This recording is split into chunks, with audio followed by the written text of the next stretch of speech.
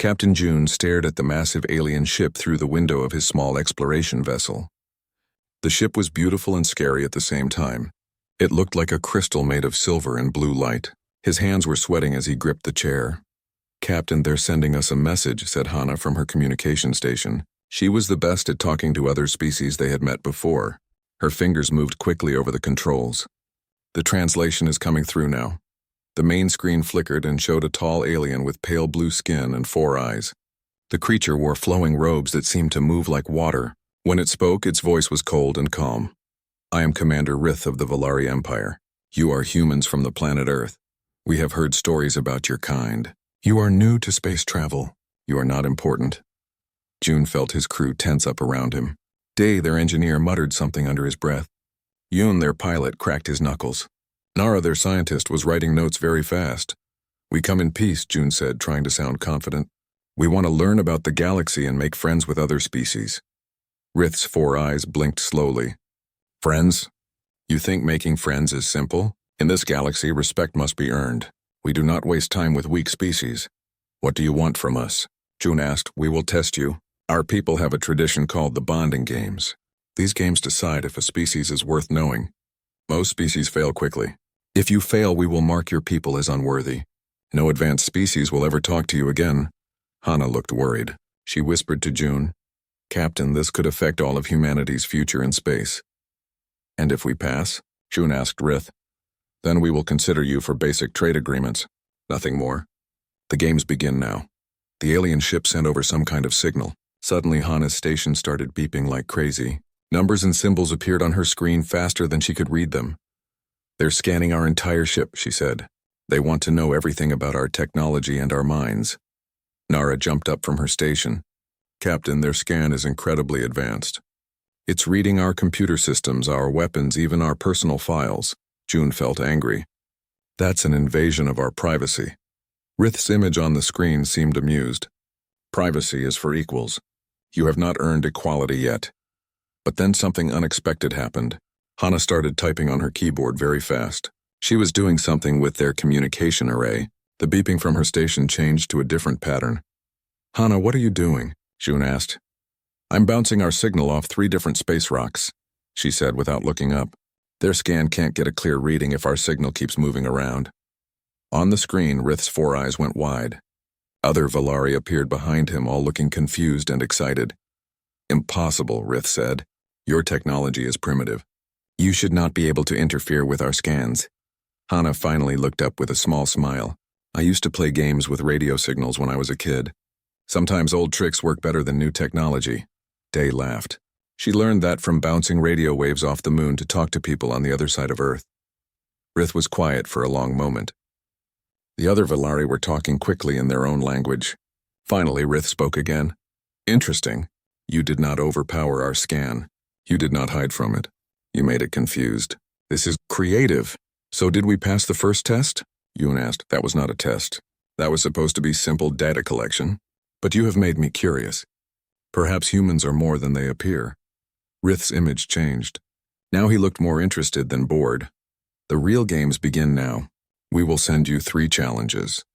They test different types of intelligence. Logic, strategy, and problem solving. Most species fail the first challenge." June looked at his crew. They all nodded back at him. "We accept your challenges." "Good. The first challenge is already coming to your ship. You have 2 hours to complete it. Do not disappoint me, humans." The screen went dark. A few minutes later, a small pod attached itself to their ship's docking port. "What do you think is in there?" Nara asked. "Only one way to find out," June said. They opened the docking port carefully. Inside the pod was a strange device that looked like a puzzle box made of metal and light. It was floating in the air and spinning slowly. "It's beautiful," Hana said. Day scanned it with his tools. "It's safe to touch, but I can't figure out how it works." Nara studied it carefully. "There are patterns in the light, and the metal pieces can move. I think we need to solve it like a puzzle. But what's the goal?" Yoon asked. As if the device heard him, it projected words in the air. "Make the light turn green. You have 2 hours." June and his crew gathered around the floating puzzle. It looked impossible. There were hundreds of moving pieces, and the light patterns were changing every few seconds. "Where do we even start?" Day asked. Nara was already taking notes. Look at the patterns. Some of them repeat every 30 seconds. Others change based on how we touch the device. Hana tried touching one of the metal pieces. It moved and the light pattern changed slightly. It's responding to us, she said. But how do we know what response we want? June stared at the device. Something about it reminded him of his childhood. You know what this looks like? It looks like those combination locks we used to have on our school lockers.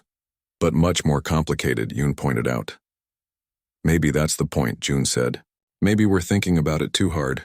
Nara, you said some patterns repeat every 30 seconds. Yes, exactly every 30 seconds. And Hana, when you touched it, the pattern changed but then went back? Right, it went back after about 10 seconds, June smiled. What if it's not about solving some impossible puzzle? What if it's about finding a rhythm? Day looked confused.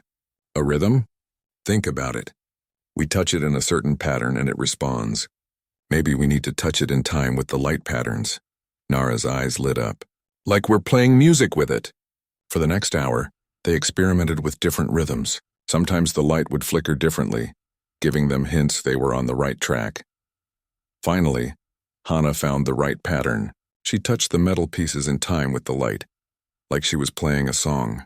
Slowly, the light began to change from blue to yellow to orange. It's working, Yoon shouted. Hana kept playing her rhythm. The device sang a soft melody and the light turned bright green. They all cheered, but their celebration was interrupted when Commander Rith appeared on their screen again. Fascinating, Rith said. You solved the harmony puzzle in 1 hour and 15 minutes. Most species never solve it at all. Harmony puzzle? June asked. The device tests whether a species can understand that some problems require cooperation between mind and instinct. Logic alone cannot solve it. Emotion alone cannot solve it. You need both working together. Rith paused and June could see other Valari talking excitedly in the background. You have passed the first challenge, humans, but do not become overconfident. The next challenge will be much harder. Rest well. Tomorrow we test your strategic thinking. As Rith's image faded, June looked at his crew. They were all tired but excited. Well, he said, I guess we're not going home empty-handed. Captain, Nara said quietly, I think we just did something important. What do you mean? The way Rith looked at us changed. I don't think many species solve these puzzles the way we just did. Hana nodded. He seemed surprised that we thought about rhythm and music. June sat down in his captain's chair. Through the window, the alien ship still floated nearby, beautiful and mysterious. Maybe that's our advantage, he said. Maybe we think about things differently than other species. Day grinned. If that's true, then these Valari have no idea what they're in for. Outside, the stars seemed to shine a little brighter, as if the universe itself was watching to see what would happen next. The next morning, Captain June woke up to the sound of alarms. He rushed to the bridge where his crew was already working. What's happening? He asked. The Valari are sending us 3 more challenges, Hana said. They arrived an hour ago. On the main table, 3 different devices were waiting. One looked like a complex machine with gears and pipes. Another was a flat screen showing moving dots. The third was a large cube covered in symbols. Commander Rith appeared on their communication screen. Good morning, humans. Yesterday was interesting, but today we'll separate the clever from the truly intelligent. What are these challenges? June asked. The first test's engineering problem solving. The second test's tactical thinking. The third test pattern recognition. You have 4 hours for all 3. Most species cannot complete even one. Rith's 4 eyes seemed to glow with anticipation. Begin when you are ready. We will be watching. June looked at his crew. All right, let's split up. Day, you take the engineering challenge. Yoon, the tactical one looks like something you'd understand. Nara, that pattern cube is perfect for you. What about you and Hana? Day asked. We'll help wherever we're needed most. Day approached the mechanical device first. It was a maze of pipes, gears, and strange glowing liquids. A sign appeared. Get the blue liquid to the green container without mixing it with the red liquid. Looks simple enough, Day muttered. But when he started examining the device, he realized it was incredibly complex. The pipes twisted in impossible directions. Some gears only turned one way. The liquids moved through the system following rules he didn't understand. For 30 minutes, Day tried to solve it the normal way. He mapped out the pipe system, calculated pressure flows, and tested different gear combinations. Nothing worked. This is driving me crazy, he said. Every solution I try just makes things worse. June came over to help. What if you're thinking about it wrong? What do you mean? You're trying to work within their system. What if the system itself is the problem? Day looked at the device again. Then he smiled. You know what? You're right. He grabbed his tools and started disconnecting pipes and rearranging gears. He wasn't following the device's original design anymore. He was creating his own path for the liquids. Day, are you sure about this? Hana asked nervously. Sometimes you have to break things to fix them, Day replied. He connected 3 pipes that were never meant to be connected. He reversed 2 gears that were supposed to turn in specific directions. The device started making weird noises, but then, amazingly, the blue liquid began flowing in a completely new path. It avoided all the red liquid and flowed directly into the green container. The device chimed and projected the word success in bright letters. Incredible. Rith's voice came through the speakers. You modified the device itself. That solution has never been attempted before. Meanwhile, Yoon was struggling with his challenge. The flat screen showed 2 groups of moving dots, blue ones and red ones. The goal was to get all the blue dots to one side of the screen while avoiding the red ones.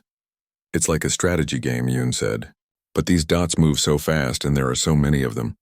He tried controlling the blue dots using the normal controls. Move left, move right, group together, spread apart. But every time he got close to winning, the red dots would surround his blue ones. This is impossible, he said after 45 minutes. The red dots are controlled by the computer and they're always one step ahead of me. Hana came over to watch. What if you're playing by the wrong rules? What do you mean? You're trying to avoid the red dots. What if you don't avoid them? Yoon stared at her. That doesn't make sense. If the blue dots touch the red dots, I lose. But what if touching them doesn't make you lose? What if it does something else? Yoon thought about it. Then he did something that felt completely wrong. Instead of avoiding the red dots, he sent his blue dots straight toward them. Something amazing happened. When the blue dots touched the red dots stopped moving for a few seconds. During those seconds, Yoon could move his blue dots freely. They're not enemies, he realized. They're obstacles I can temporarily disable. Using this new strategy, Yoon easily moved all his blue dots to the target area. The screen flashed victory in bold letters. Remarkable. Rith's voice sounded even more interested now. You realize that apparent enemies can become temporary allies. Very few species discover this. Nara was having her own breakthrough with the pattern cube. The cube was covered in hundreds of symbols that kept changing colors and positions. At first, she tried to find mathematical patterns. Prime numbers, geometric sequences, color theories. Nothing worked. There has to be a logical pattern here, she said to herself. But after an hour, she was frustrated. Captain, I can't find any mathematical relationship between these symbols. June came over to look. Maybe it's not about math. What else could it be? I don't know. What do the symbols remind you of? Nara looked at them again. Some of them look like faces. Others look like emotions? Emotions? Yeah, like this one looks happy and that one looks sad. June's eyes widened. What if it's not testing your ability to find logical patterns? What if it's testing your ability to understand emotional patterns? Nara started looking at the symbols as if they were faces showing different feelings. Happy, sad, angry, confused, excited, worried. Then she saw it. The symbols weren't changing randomly. They were telling a story about emotions. A happy symbol was followed by an excited one. A worried symbol was followed by a sad one. It's like watching someone's day, she whispered. The symbols show how emotions change and affect each other. She started touching the symbols in order, following the emotional story. Happy led to excited. Excited led to worried. Worried led to sad. Sad led to calm. Calm led back to happy. The cube suddenly stopped changing and glowed with a warm light. The word understanding appeared above it. Extraordinary, Rith said. His voice was now filled with something like amazement. You solved the empathy cube. You understood that intelligence includes understanding feelings, not just logic. All 3 challenges were complete with time to spare.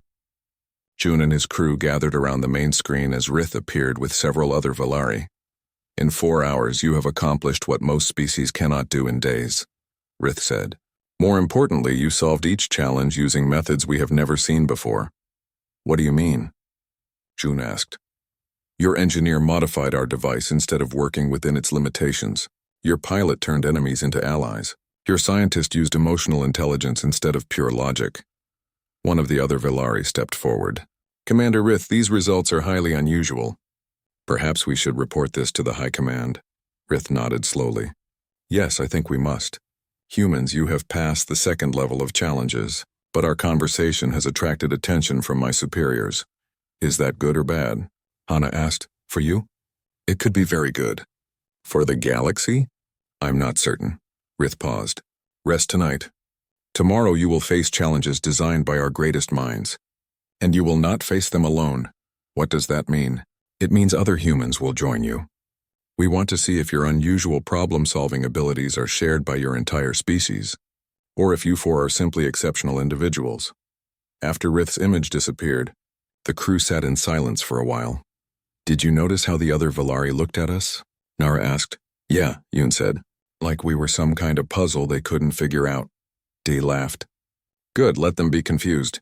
We're just getting started. June stared out at the alien ship. I think we're representing more than just our ship now. We're representing all of humanity. No pressure, Hana said with a nervous smile. Actually, June said, I think that's exactly what we need. Pressure makes us creative, and creativity seems to be our secret weapon. Outside, the Velari ship was sending signals deeper into space. Soon, more ships would arrive. Soon, the real test would begin. But for now, Captain June and his crew had proven something important. Humans could think in ways that surprised even the most advanced species in the galaxy. The question was, what would happen when the galaxy started paying attention? 3 days later, Captain June's small ship was surrounded by an entire Velari fleet.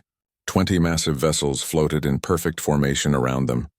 Each ship was larger than anything humans had ever built. Captain, Hana said nervously, I'm reading at least 50,000 Velari on those ships. Are they here to attack us? Yoon asked, his hand moving toward the weapon controls. No, June said, studying the formation. Look at how they're positioned. They're not surrounding us to trap us. They're surrounding us to watch us. Commander Rith appeared on their main screen, but he looked different now. More formal. More serious. Humans, he said.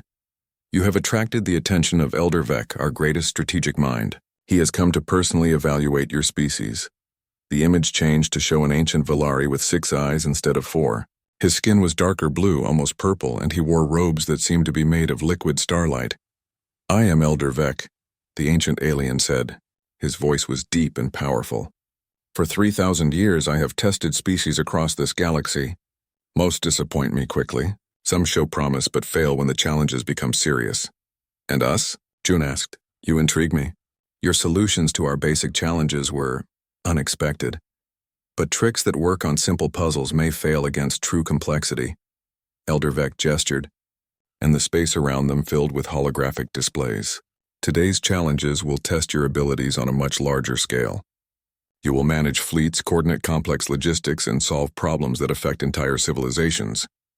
Just the 4 of us? Day asked. No, we have brought more of your kind. 3 human ships appeared near their vessel. June recognized them immediately. They were from Earth's deep space program. Captain, Hana said, reading the identification signals. It's the exploration ships Aurora, Horizon, and Genesis. The communication screen split to show 3 other human captains. June knew them from academy training years ago. Captain Wu from the Aurora, said a woman with short black hair. They grabbed us from the outer system and said we were needed for some kind of test. Captain Luna from the Horizon, said a man with glasses. My crew includes a psychologist and 2 behavioral specialists. Captain Ray from the Genesis, said a young woman. We were doing mathematical research on stellar formations when these aliens showed up. Elder Vec's image returned to the center screen. Now you have 16 humans instead of 4. Let us see if your species' unusual thinking abilities scale up, or if they only work in small groups. The first challenge materialized around them as a massive holographic battle scenario. 2 fleets of ships faced each other across a vast space filled with asteroids, gas clouds, and dangerous energy fields. You will command the Blue Fleet, Elder Vec explained. Your enemy is controlled by our most advanced tactical computer. This computer has never been defeated. It knows every possible strategy and can predict most moves before they are made. Captain Wu studied the tactical display. This looks impossible. Their fleet has better weapons and more ships. And their computer can think faster than any biological mind, Captain Luna added. But Captain Ray was smiling. Maybe that's their weakness. What do you mean? June asked. A computer that knows every possible strategy might not know what to do when faced with an impossible strategy. June understood immediately. You want us to do something that makes no sense. Exactly. The human captains worked together to plan their moves. Instead of trying to win through superior tactics, they decided to confuse the computer with moves that looked completely random. Captain Wu sent her ships in zigzag patterns that served no tactical purpose. Captain Luna had his ships grouped together and then spread apart for no reason. Captain Ray sent some ships toward the enemy and others away from the enemy at the same time. What are you doing? Elder Vec asked. Your movements make no sense. That's the point, June replied. The tactical computer tried to predict their next moves, but every prediction was wrong. The computer kept adjusting its strategy, but the humans kept doing things that had no strategy at all. Finally, while the computer was completely confused, the humans struck. All 4 fleets suddenly coordinated perfectly, hitting the enemy's weakest points while they were out of position, trying to respond to random movements. The tactical computer was defeated in 15 minutes. Impossible, Elder Vec said. That computer has run millions of battle simulations. It should have been able to adapt to any strategy. It could adapt to any logical strategy, Captain Luna explained. But we weren't being logical. We were being chaotic until the exact moment we needed to be organized. The second challenge was even more complex. The humans had to manage resources for an entire planet facing multiple crises at once. Natural disasters, economic problems, social conflicts, and technical failures were all happening simultaneously. Most species try to solve one problem at a time, Elder Vec said. But these problems are connected. Solving one wrong could make the others worse. The human crews worked together, but they didn't try to solve the problems in order. Instead, they looked for ways to make the problems solve each other. Captain Ray's mathematical team found that refugees from the natural disaster could be housed in areas affected by economic decline, bringing workers and consumers to those regions. Captain Luna's psychologist discovered that the social conflicts were based on misunderstandings that could be resolved by having different groups work together on disaster relief. Captain Wu's tactical team realized that the technical failures could be fixed faster by combining broken systems from different areas to create working systems. Day and his engineering team found ways to turn disaster cleanup into economic opportunities, creating jobs while solving environmental problems. Instead of fighting 4 separate crises, the humans turned them into 4 parts of one solution. The planet's problems began solving themselves as each solution made the others easier. Remarkable, Elder Vec said. You did not solve the problems. You redesigned the situation so the problems would solve each other. The third challenge was the most difficult yet. The humans had to design a system for peaceful communication between 5 different alien species that had been at war for centuries. Each species thinks completely differently, Elder Vec explained. They cannot understand each other's logic. Every attempt at peace talks has failed because they cannot even agree on what concepts like peace and war mean. Captain Luna's psychology team studied each species carefully. The Christorians thought in terms of honor and duty. The Zarek valued efficiency and profit. The Tholer made decisions based on emotional consensus. The Polani focused on long-term consequences across generations. The Valari themselves emphasized logical analysis and strategic thinking. They're all intelligent, Captain Luna said, but they're intelligent in completely different ways. So how do we get them to talk to each other? Captain Wu asked. Hana had an idea. What if we don't try to translate their words? What if we translate their thinking? Explain, June said. Each species values different things, right? So when one species makes a proposal, we don't just translate the words. We translate the proposal into terms that each other species would value.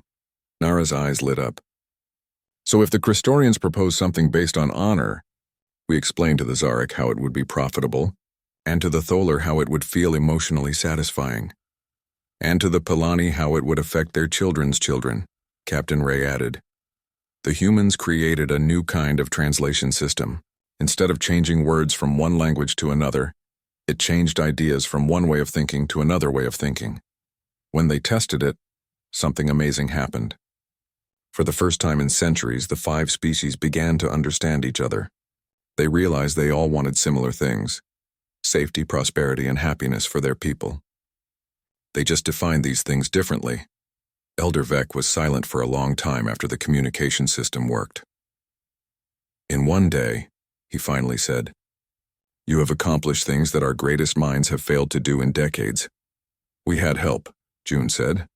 "We learned from watching how you think, and then we figured out how to think differently." "That is perhaps the most important point," Elder Vec said. "You do not try to be better than other species. You try to be different from them. And difference, it seems, can be more powerful than superiority." The Elder Valari looked thoughtful. "I must report these results to the High Council. What you have shown us today will change how we think about intelligence and problem-solving." As the Valari fleet prepared to leave, Commander Rith appeared on screen one more time. "Humans," he said, "you have passed every test we have given you. But I suspect the real tests are about to begin." "What do you mean?" June asked. "News of your abilities is spreading across the galaxy. Other species will want to test you themselves. Some will want to learn from you. Others may see you as a threat." Captain Wu frowned. "Are you saying we're in danger?"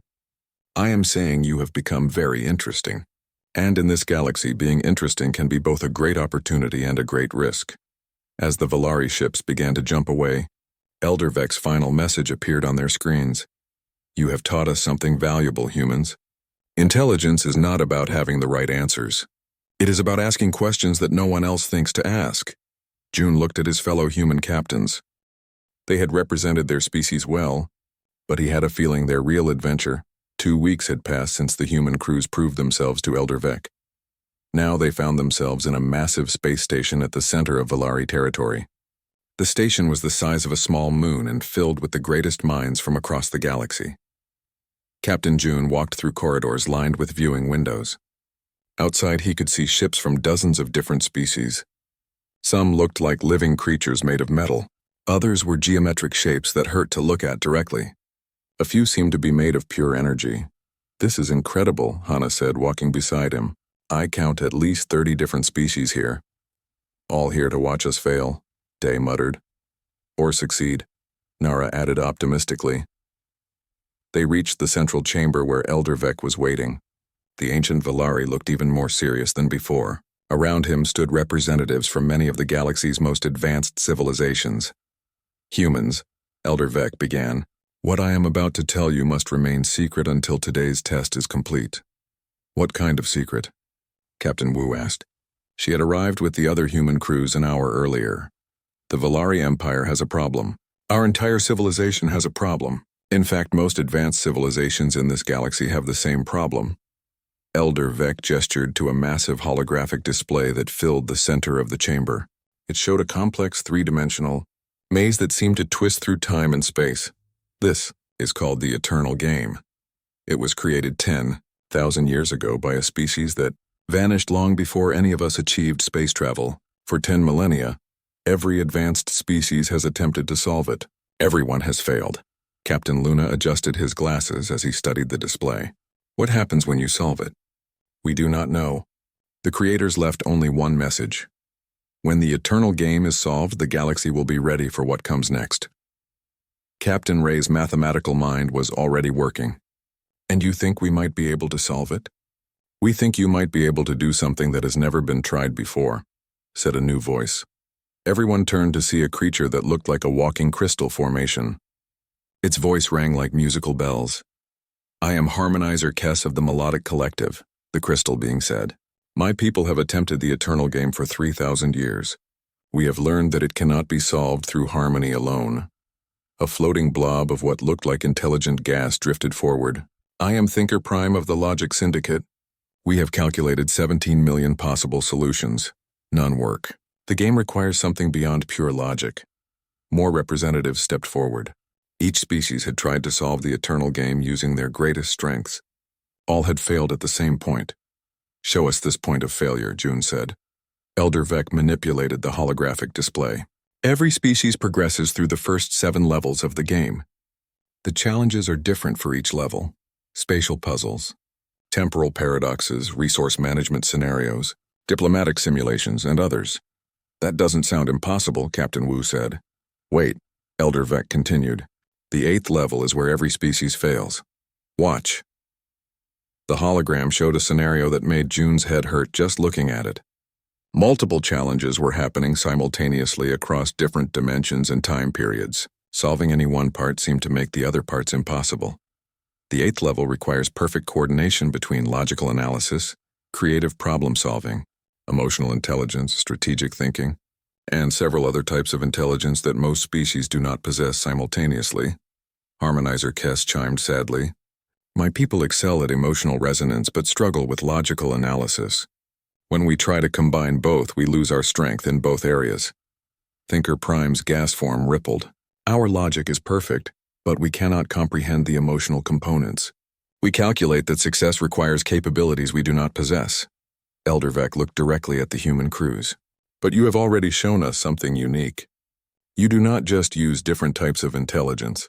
You use them together in ways we have never seen. So you want us to try the eternal game, June said. Yes, but understand the stakes. If you fail, nothing changes. The galaxy continues as it has for 10,000 years. But if you succeed, what? We have no idea. And that terrifies some species. June looked at his fellow human captains. They all nodded. We'll try, he said. The human crews were given a day to study the eternal game before attempting it.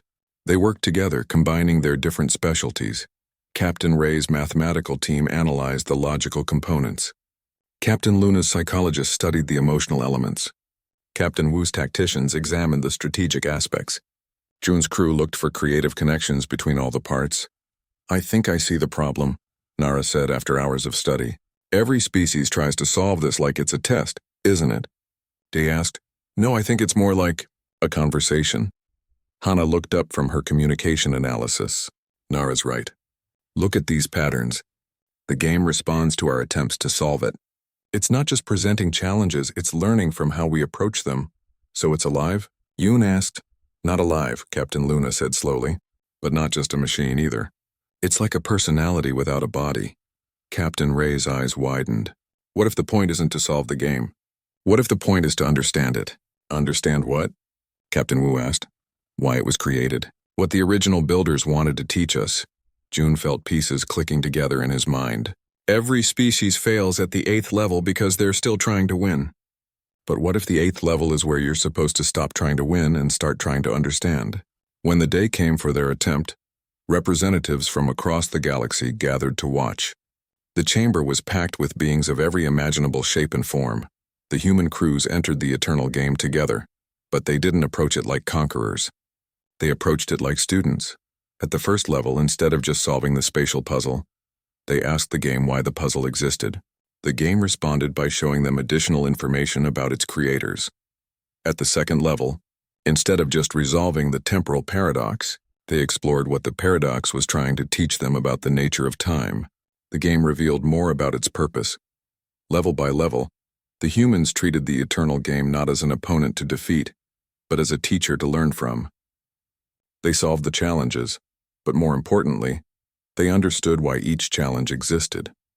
By the 7th level, the game was responding to them in ways no one had ever seen before. It was showing them visions of its creators, beings of incredible wisdom who had vanished from the galaxy long ago. Then came the 8th level. The impossible multidimensional challenge appeared before them, just as complex as Elder Vec had shown them. But the humans didn't try to solve it. Instead, Captain Luna stood up and spoke to the game directly. You're lonely, he said. The challenge pattern stopped moving. Your creators built you to find a species that could understand you, not just solve you. You've been waiting 10,000 years for someone to realize that you're not a test. You're a cry for help. The eternal game's holographic display shifted. Instead of showing puzzle pieces and strategic scenarios, it showed images of its creators in their final days. A dying species that had poured their knowledge and wisdom into this game, hoping that someday another species would be wise enough to understand their legacy. You don't want to be solved, Nara said softly. You want to be understood. You want to teach us what your creators learned. The game responded by opening up completely. Instead of challenges to overcome, it became a library of knowledge. 10,000 years of accumulated wisdom from the galaxy's first great civilization poured out in a stream of data, art, philosophy, and science. But more than that, it became a bridge. The game showed the assembled species how to combine their different types of intelligence without losing their individual strengths.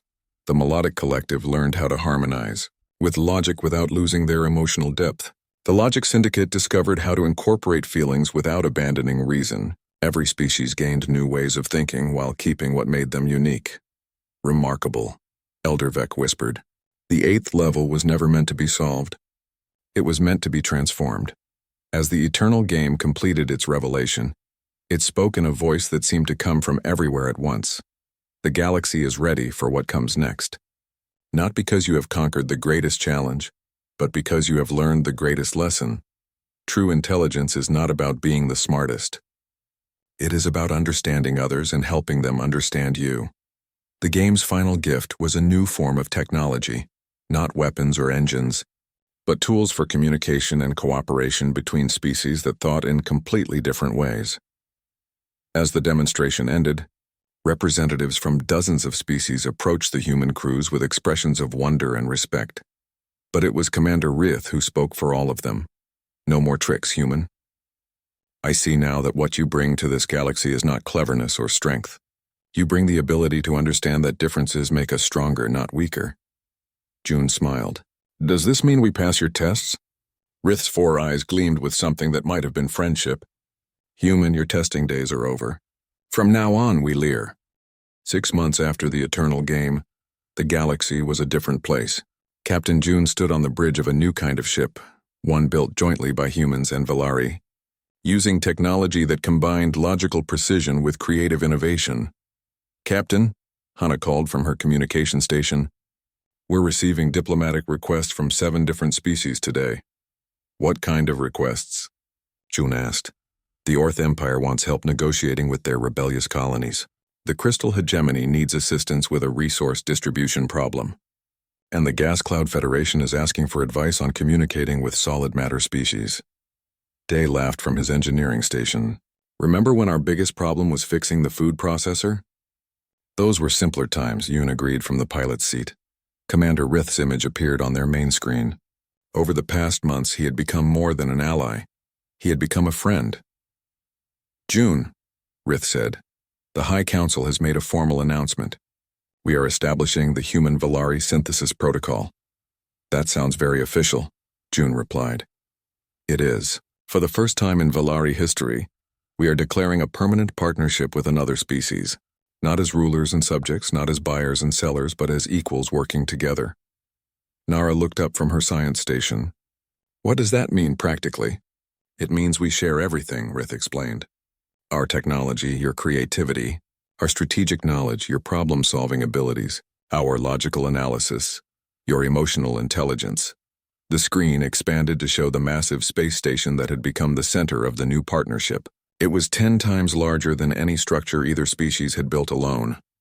We call it the Synthesis Station, Rith continued. Half Valari efficiency, half human inspiration. It serves as a diplomatic center for species who want to learn our new approaches to cooperation. Captain Wu's voice came through the communication system from her nearby ship. How many species are interested? 43 so far, Rith replied. The success of the eternal game has convinced many civilizations that there are better ways to solve problems than the methods they have used for thousands of years. The past 6 months had been a whirlwind of activity. Human crews worked alongside Valari teams on projects across the galaxy. They weren't just solving problems, they were teaching other species how to think about problems differently. Captain Luna had established a new field called interspecies psychology. His team helped different alien cultures understand each other's emotional and social needs, Captain. Ray worked with Valari mathematicians to create new forms of calculation that included intuitive leaps alongside logical steps. Their hybrid math was solving engineering problems that had stumped both species. Individually, Day had become famous throughout the galaxy for his impossible engineering solutions that worked by breaking conventional rules. Valari engineers were learning to embrace controlled chaos in their designs. Hana had revolutionized galactic communication by developing translation systems that converted not just words, but entire ways of thinking from one species to another. "Captain," Nara said, "I'm picking up a priority message from Earth." The screen changed to show Admiral Park, the head of Earth's Space Exploration Division. She looked tired but excited. "Captain June," Admiral Park said, "I'm calling to inform you that the Earth Council has approved the construction of 50 new exploration vessels. Each one will be designed using human Valari hybrid technology." "That's wonderful news," June replied. "More than wonderful. Each ship will carry mixed crews, humans and Valari working together. Your partnership has become the model for how Earth approaches interstellar relations." Rith nodded approvingly. "The Valari High Council has approved the same plan. Our shipyards are building vessels designed for cooperative crews." But their conversation was interrupted by an urgent alert from the synthesis station. "All ships, we have a situation," came a voice from the station's control center. "The Korath Empire is approaching with a battle fleet. They're demanding that we stop polluting the galaxy with emotional thinking." June's crew tensed up. The Korath were known as one of the most aggressive species in the galaxy. They believed that pure logical supremacy was the only acceptable form of intelligence. "How many ships?" Captain Wu asked. 60 battlecruisers, came the reply. "We only have 20 ships here," Yoon pointed out. But Rith was smiling on the communication screen. "Numbers are not everything. Let me show you what synthesis really means." Instead of preparing for battle, Rith opened communication channels to every species that had been working with the human-Valari partnership. Within an hour, ships began arriving from across the galaxy. The Melodic Collective sent vessels that could harmonize energy fields. The Crystal Hegemony provided ships with advanced defensive capabilities. The Gas Cloud Federation arrived with ships that could phase in and out of normal space. But they didn't come to fight. They came to demonstrate. When the Korath fleet arrived, they found themselves facing not a military force, but a cooperative exhibition. The human Valari teams worked with their alien partners to show the Korath something they had never seen before. Ships working together in ways that defied conventional military thinking. Crystals beings providing energy to gas cloud ships. Mechanical species and biological species coordinating their actions perfectly. "Korath Commander," June broadcast to the enemy fleet, "we don't want to fight you. We want to show you what cooperation can accomplish." "Cooperation is weakness," the Korath Commander replied. "Logic is strength. Emotion is failure." "Then let us prove otherwise," Rith said. What followed was not a battle, but a demonstration that changed galactic history. The human Valari Alliance and their partners didn't attack the Korath fleet. Instead, they solved a problem that had been plaguing the Korath Empire for decades. The Korath homeworld was dying due to a complex environmental crisis that their purely logical approach couldn't solve.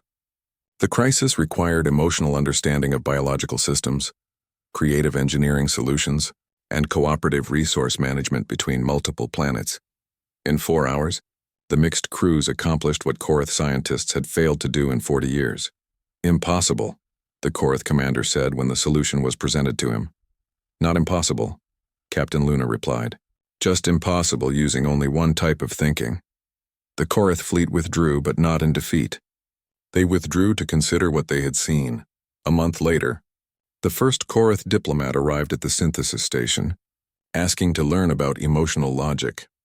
As June stood on his ship's bridge 6 months after that first encounter with Commander Rith, he reflected on how much the galaxy had changed.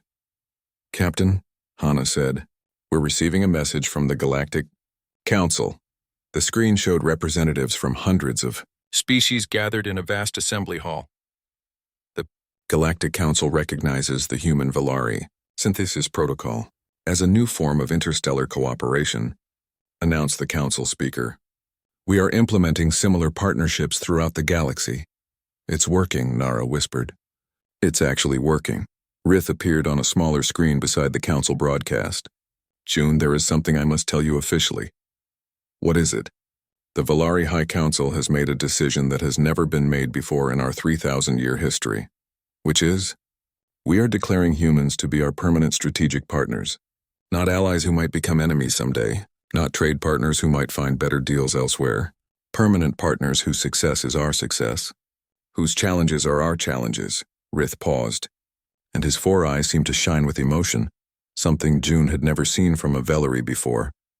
"No more tricks, human," Rith said. "I'm your alien playmate for life." The phrase that had started as a diplomatic formality had become something deeper. It was now the foundation of a new kind of relationship between species. As reports came in from across the galaxy, the scale of change became clear. Species that had been enemies for centuries were learning to work together. Problems that had seemed impossible were being solved through new forms of cooperative thinking. The eternal game had been right. The galaxy had been ready for what came next. They just needed to learn how to understand each other. "Captain," Day called from his station. "I'm reading massive energy signatures approaching the system." "Hostiles?" Yoon asked, reaching for the weapon controls. "No," Nara said, studying her sensors. "Those are construction ships." "Massive ones. Construction ships from where?" June asked. Rith smiled on the communication screen. "From everywhere. The Galactic Council has approved the construction of a new kind of space station, one designed not by any single species but by all species working together. How big? Bigger than anything ever built. Large enough to house research teams, diplomatic missions, cultural exchanges, and educational programs from every known civilization." Captain Wu's voice came through the communication system. "What are they calling it?" "Unity Station," Rith replied. "The first structure in galactic history designed to celebrate differences instead of eliminating them." As June watched the massive construction ships begin their work, he realized that the games were truly over. They had evolved into something much more important. Genuine friendship between species that had learned to appreciate what made each other unique.